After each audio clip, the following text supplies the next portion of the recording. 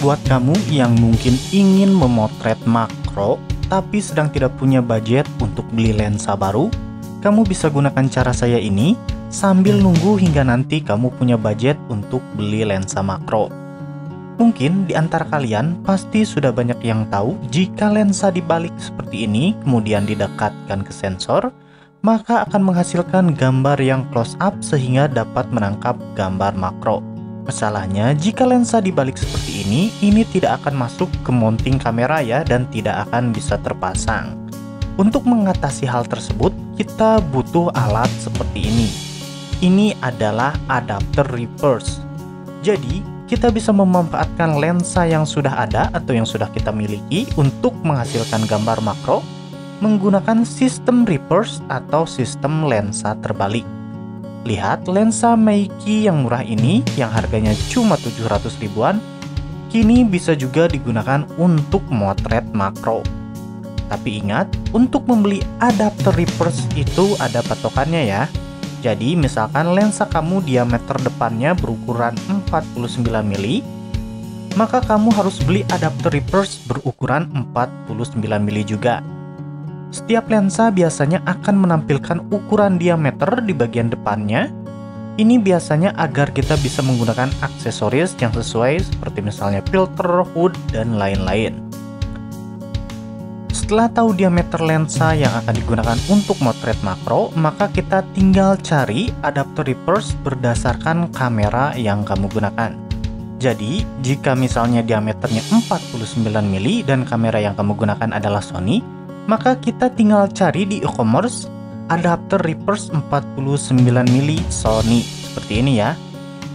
Atau kalau misalnya diameter lensanya 52 mili, kita tinggal cari adapter reverse 52 mili Sony.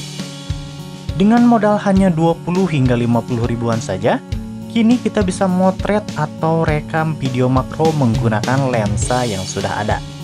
Dan ini dia beberapa hasilnya dan sekaligus beberapa tips saat menggunakan adapter reverse. Tips pertama, maju mundurkan kamera untuk dapat fokus. Dengan menggunakan cara ini, maka ring fokus yang ada di lensa jadi tidak akan bekerja sebagaimana mestinya. Dan autofocus pun tidak akan bisa digunakan karena posisi lensanya yang terbalik ya. Oleh karena itu, untuk mengatur fokus, yang bisa kita lakukan adalah dengan cara memaju mundurkan posisi kamera terhadap objek seperti ini. Tips kedua, gunakan bukaan kecil seperti di f8 atau f16. Bukaan lensa yang besar seperti misalnya di f1.8 akan membuat titik fokus terlihat terlalu sempit. Sehingga saya sarankan untuk menggunakan bukaan lensa kecil misalnya di f8, f16, atau f22. Terlebih untuk objek yang sedikit agak besar seperti misalnya foto capung ini. Tips ketiga, pastikan pencahayaan cukup. Karena kita menggunakan bukaan lensa yang sempit yaitu di f8 ke bawah, maka kita membutuhkan penerangan yang cukup. Jika di luar ruangan pada siang hari, tentu saja kita akan mendapatkan cahaya yang melimpah dari sinar matahari.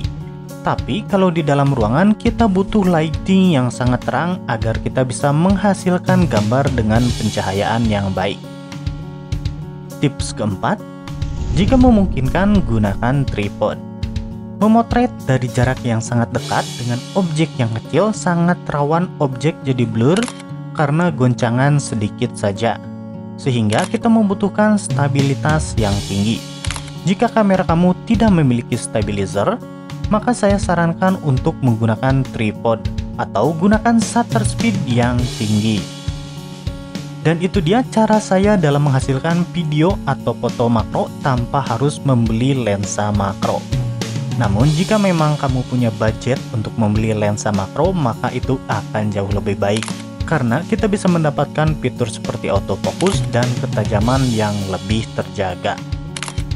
So, itu dia untuk video kali ini. Jangan lupa like jika kamu suka. Saya undur diri. Bye.